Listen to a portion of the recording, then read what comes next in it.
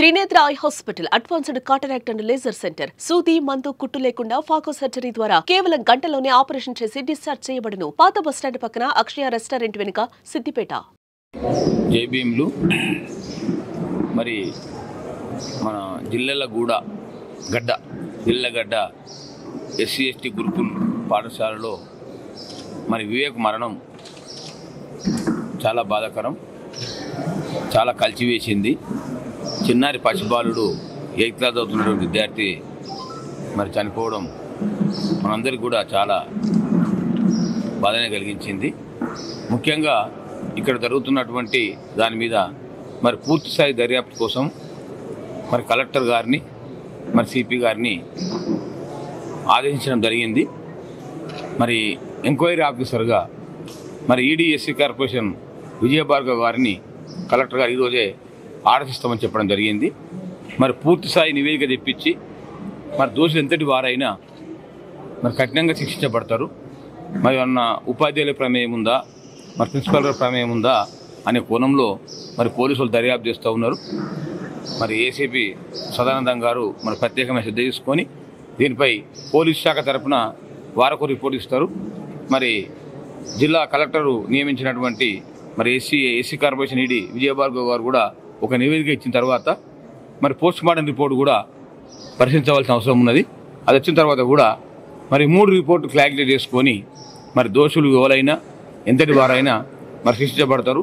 మరి ఉపాధ్యాయ ప్రమేయం ఉన్నా, ప్రిన్సిపల్ ప్రమేయం ఉన్నా వాళ్ళను సస్పెండ్ చేయడం కూడా జరుగుతుంది.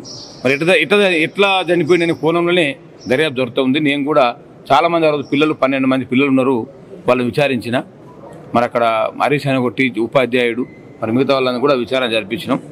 మరి ప్రాథమికంగా అది ఎట్లా జరిగింది అనేది కూడా ఒక అంచనాకు రాలేకపోతున్నాం కనుక తప్పకుండా దీనిపై సమగ్రమైన దర్యాప్తు చేపించి బాధ్యులపై తగిన చర్యలు తీసుకుంటామని చెప్పి ఈ సందర్భంగా తెలియజేస్తూ ఉన్నాను. రాత్రి కూడా మన జిల్లా మంత్రి పొన్నం ప్రభాకర్తో మాట్లాడినాం. తర్వాత సాంఘిక సంక్షేమ శాఖ మంత్రి అడ్డు లక్ష్మణ్తో కూడా మాట్లాడినాం.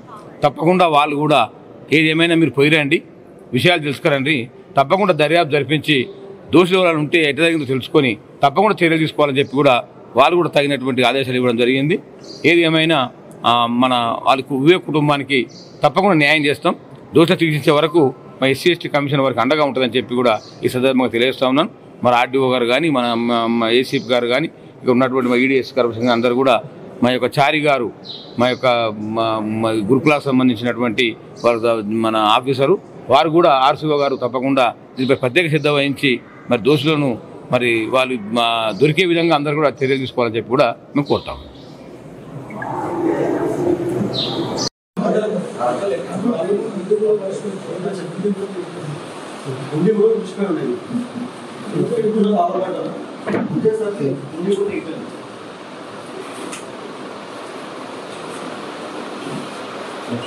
మాట్లాడినా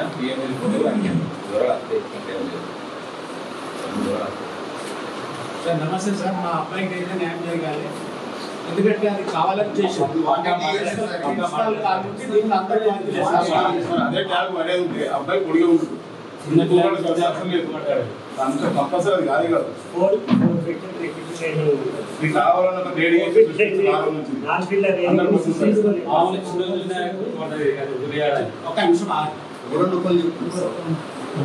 సార్ మా అబ్బాయి సోమవారం వచ్చాడు స్కూల్లో, వాడని కాదు వాళ్ళకి ఇన్ఛార్జ్ ఎవరైతే ఉందో మీ అబ్బాయిని తొలగిమంటే తీసుకొచ్చి తొలగించిపోయింది సార్. తల్లి సోమవారం వచ్చింది.